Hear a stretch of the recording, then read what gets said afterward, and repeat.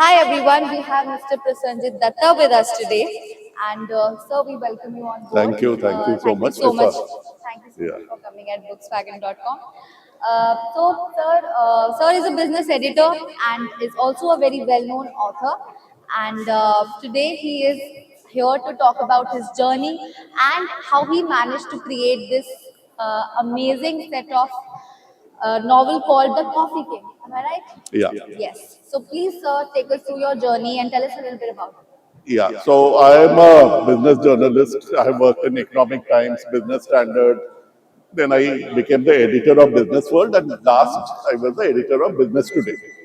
So in my last year in Business Today, just before I retired in 2019, VG Siddhartha, the focus of this book, he committed suicide. He was a very successful businessman. You won't know his name, but he was the first guy to set up a coffee chain in India, the Café Coffee Day group. So almost anybody, long before Starbucks came in, long before Barista and Costa Coffee or Third Wave or anything became famous, there was Café Coffee Day, and it was doing very very well. At its peak, I think it had some 3,000, 4,000 outlets across India. He had some huge amounts of coffee gardens, and he was very well known. And in India, a businessman. And when he died, it was realized that that there were a lot of he had taken a lot of debt that he couldn't pay. Oh.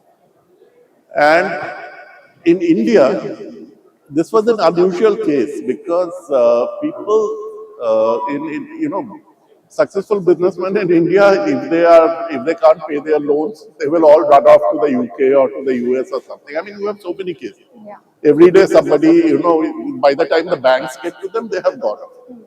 He could easily have done it. His father was a former chief minister of Karnataka. DK Shiv Kumar, the current deputy chief minister of Karnataka, was a very close friend of his, and is in fact after his death, uh, Shiv Kumar's daughter has married his son. Okay. So it was very unusual because he was born to not, I would say, riches, but a very comfortable, because his father already had 500 acres of coffee plantations when he was born. He could have done anything. So it was a very unusual case that how did a guy who was so, who everybody even now praises him, that he really looked after people, he was such a nice chap. And nobody has a bad word to say about him. So how did a guy like this reach a situation where he felt that he had to commit suicide? He went off, even his mother didn't know, his father didn't know. He talked to them half an hour before and then jumped into the river. So, and it took about almost 6, 7 days to get his body out and all that.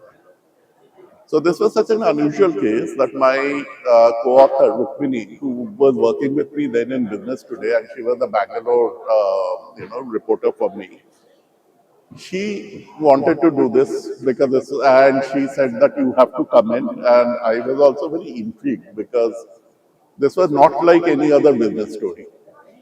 So we started researching, and it took us 5 years finally to research everything. But by the time we finished, it is, the readers will find that it is unlike the others. See, most of the corporate biographies in India are either they are about villains or they are about heroes. Yeah, this one is about a man who is half hero, half villain, with lots of gray in his life, and who had a very interesting life, and it captures also two parts of India, pre-reforms and post-reforms. It captures his stock markets. It captures, the stock markets before it became transparent.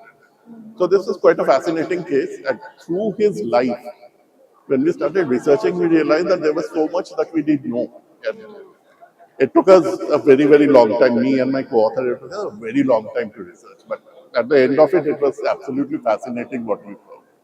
So, what impact do you think this book will have on the young readers, especially?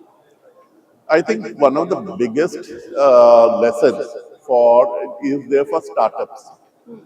Yeah, and this I see happening even in startups that you start becoming successful in something that you know very well, and then somebody offers you another business that do you want to get or invest in another business. They become enamored with it, and then they say that okay, I will do that also, and I will do this also. So he would have done perfectly well if he had stuck to his coffee businesses. But then he also bought a logistics company. He also started a hospitality firm. He was into furniture. He was into, he was into real estate.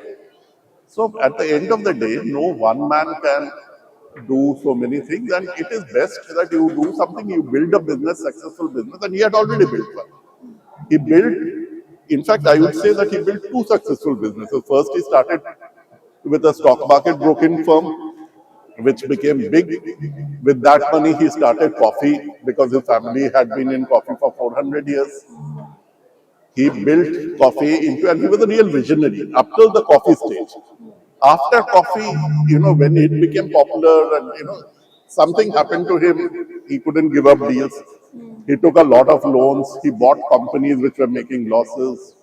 I don't know. I mean, all I would say is that sometimes it pays not to be too greedy. He was already so successful, but he was just into that, no, I want to be the next big thing. So, What would be that one piece of advice that you will give to the young entrepreneurs that are, doing well in their business? so I would say that, that whatever you do, make sure that you have the ability to manage it. His problem was that at the end of the day, he had so many, he had 54 companies and he didn't know how to keep track of it and he kept taking loans. So the thing is that, that at some point he was taking a loan to pay back another loan. So the issue is that, two things come out, I would say. That one is that focus on only what you can manage. And the second is that always remember that money comes at a price. If you take a loan, you will have to pay it back. So, Fair enough. yeah, Money comes at a price, yeah. for sure.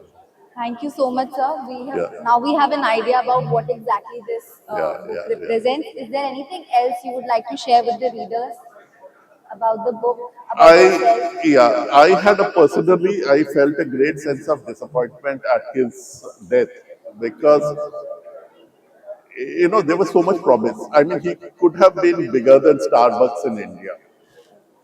Yeah, he could have been India's, but today Starbucks is someplace he, he felt so guilty for not being able to pay back his loans that he jumped into a river. And this is such a sad end to obviously a guy who had a bright idea that and this is I'm talking about 1989.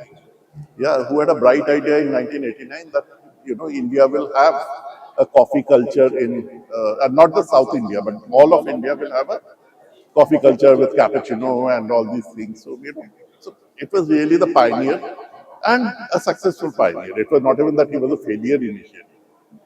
It was only in the second half of his life that he went out of sync. And that I think is something that is a case study for all entrepreneur startup founders to read. That it is not just about how to start. You also need to know how to stop and where to stop. Yeah, Yeah. So very true. thank you. Thank you so much, sir, Yeah. for your time, Yeah. for giving us this Yeah. explanation. And I would definitely recommend all young entrepreneurs to read The Coffee King. Thank you so much. Thank you. Thank you for calling. It's wonderful being at the book fair, and my book is available at Bookswagon stall, hall number 5.